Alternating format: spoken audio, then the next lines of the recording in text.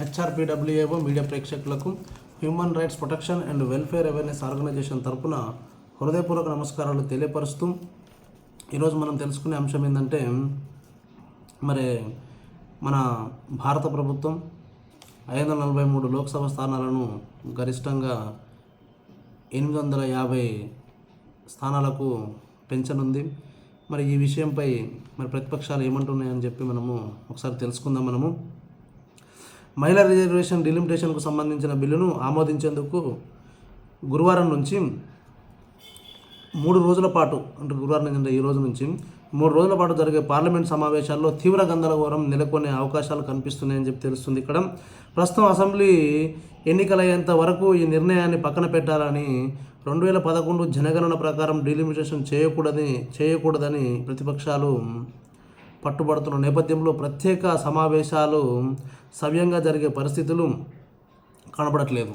చూడండి, ఈ యొక్క మహిళా రిజర్వేషన్కు సంబంధించినటువంటి డీలిమిటేషన్ ప్రక్రియ ఏదైతే కేంద్ర ప్రభుత్వం చేపట్టిందో మరి ఆ యొక్క ప్రభుత్వం చేపట్టినటువంటి పనిని ఈ యొక్క 2011 జనగణన ప్రకారం డిలిమిటేషన్ చేయొద్దని చెప్పేసి ప్రతిపక్షాలు పట్టుబట్టినాయని తెలుస్తుంది. మరి ఇక్కడ మరి ఇక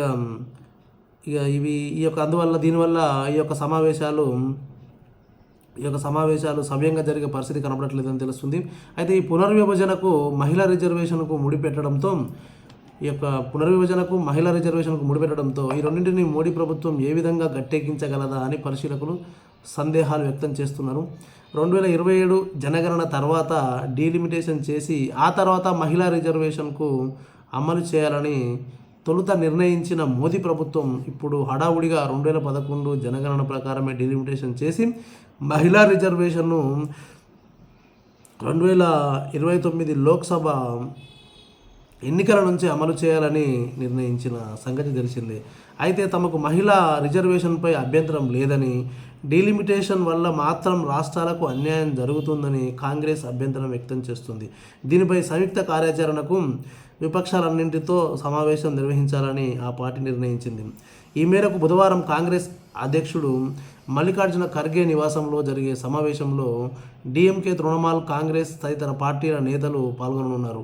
2021 జనాభా లెక్కలు పూర్తయిన తర్వాతనే డీలిమిటేషన్ ప్రక్రియ చేపట్టాలని ఇప్పటికే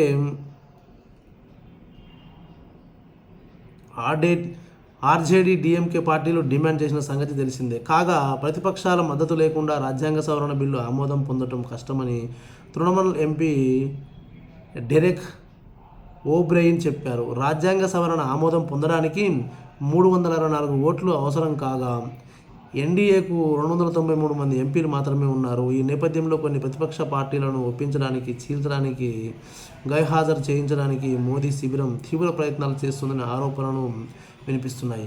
మరోవైపు బీజేపీ, తెలుగుదేశం సహా ఎన్డీఏకి చెందిన అన్ని పార్టీలు తమ సభ్యులకు విప్ జారీ చేశాయి. ఈ పార్టీలకు చెందిన మహిళా నేతలందరినీ లోక్సభ గ్యాలరీకి రప్పిస్తున్నారు. అయితే మనం ఆలోచించినట్లయితే ఓకే, ఈ మహిళా రిజర్వేషను, డీలిమిటేషను ఇవన్నీ చేయొద్దు అని మేము అంటలేమంటుంది కాంగ్రెస్. కానీ 2021 లెక్కలు పూర్తయిన తర్వాతనే డీలిమిటేషన్ ప్రక్రియ చేపట్టాలని చెప్పి చెప్తుంది. ఒకందుకు ఇది మంచి మాట, ఈ కాంగ్రెస్ చెప్పినటువంటి మాట.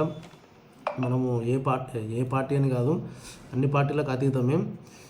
మరి 2021 జనాభా లెక్కలు పూర్తి అయితే ఇంకా బాగుంటుంది కదా. అప్పుడు ఎలాంటి తారతమ్యాలు లేకుండా ఈ యొక్క సీట్ల యొక్క పెంపు కానీ, ఈ యొక్క మహిళల యొక్క రిజర్వేషన్ కానీ వీటన్నిటికి కూడా ఇంకా ఎలాంటి ఇబ్బందులు లేకుండా జరుగుతుంది కదా. మళ్ళీ ఇప్పుడు 2011 ప్రకారం ఈ జనగణన ప్రకారమే కనుక మనం బిల్లు పాస్ చేసినట్లయితే కొంత అన్యాయం జరిగే అవకాశం ఉంటుందని చెప్పి కాంగ్రెస్ భావిస్తుందని చెప్పి తెలుస్తుంది.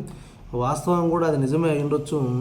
కానీ ఇప్పుడు బీజేపీ ప్రభుత్వము 2011 జనగణన ప్రకారం డీలిమిటేషన్ చేస్తుంది. మహిళా రిజర్వేషన్ను ఈ యొక్క 2029 లోక్సభ ఎన్నికల వరకు అమలు చేయాలని చూస్తుంది.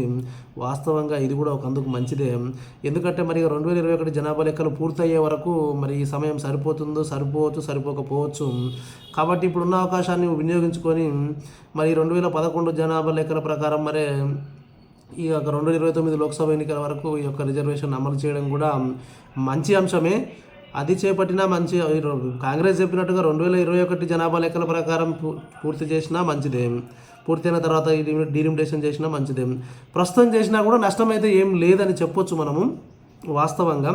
ఎందుకంటే మనకు ఈ జనాభా యొక్క పరిస్థితి చూసినట్లయితే 2011 లెక్కల ప్రకారం ఉన్న జనాభా ప్రకారం చేసినా కూడా ఆ జనాభా ప్రకారమే మన జనాభా కూడా పెరగడం జరుగుతుంది. కాబట్టి మరి 21 ప్రకారమే చేయాలి అని కూడా అనుకోవాల్సిన ఆవశ్యకత కూడా ఏం లేదు ఇక్కడ. కాకపోతే ఎవరి పార్టీ వాళ్ళ యొక్క అనుకూలతను బట్టి ఓట్లు రావడం కోసం కావచ్చు, జనాలకు న్యాయం జరుగుతుందనే అంశం కావచ్చు, ఏదైనా కావచ్చు, టోటల్గా అయితే అధికారాన్ని చేజిక్కించుకునే మార్గంలో ఈ యొక్క ప్రతిపక్షాలు, ప్రభుత్వాలు ఈ యొక్క విధానాన్ని అవలంబిస్తున్నాయని చెప్పి మనం పూర్తిగా చెప్పొచ్చు. ఇక్కడ మనం గమనించాల్సిన అంశం ఏంటంటే ప్రజల యొక్క శ్రేయోభిలాషి, ప్రజల యొక్క పరిస్థితులు మెరుగుపరచడానికన్నా కూడా ఇక్కడ ప్రజల యొక్క ఓట్ బ్యాంకును చేకూర్చుకొని అధికారం దక్కించుకునే ప్రయత్నంలో ఇక్కడ ఇరు వర్గాలు కనిపిస్తున్నాయని చెప్పి మనం చెప్పొచ్చు. కాబట్టి ప్రజలారా మీరు గమనించాల్సింది ఏంటంటే ప్రతి ఒక్క పార్టీ ఏ పార్టీ అయినా కూడా ఏ పార్టీ అయినా కూడా ప్రజలను మభ్యపెడుతూ ప్రజలకు ఏదో మేలు చేస్తున్నామని చెబుతూ ఇక వాళ్ళ యొక్క స్వలాభం కొరకు వాళ్ళ యొక్క పనులు చేస్తున్నటువంటి సందర్భాన్ని చూస్తున్నాం. కాబట్టి ఇక్కడ మనము ఎవరిని సమర్థించడానికి, ఎవరిని విమర్శించడానికి ఆస్కారం లేనట్లుగా కనిపిస్తుంది. మరి వేచి చూద్దాం మరి ఏం జరుగుద్ది అనేది. థ్యాంక్ యూ, ధన్యవాదాలు.